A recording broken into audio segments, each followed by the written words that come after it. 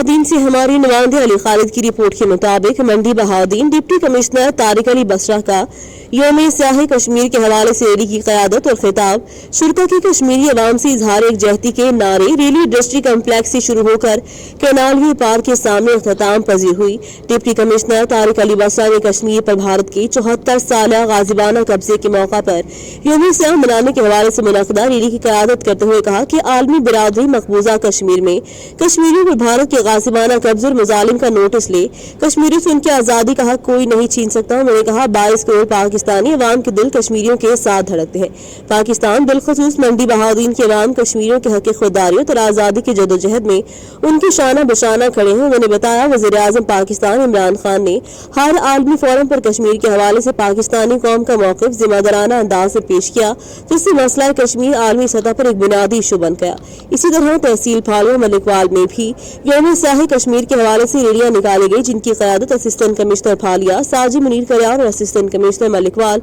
उस्मान गनी ने की।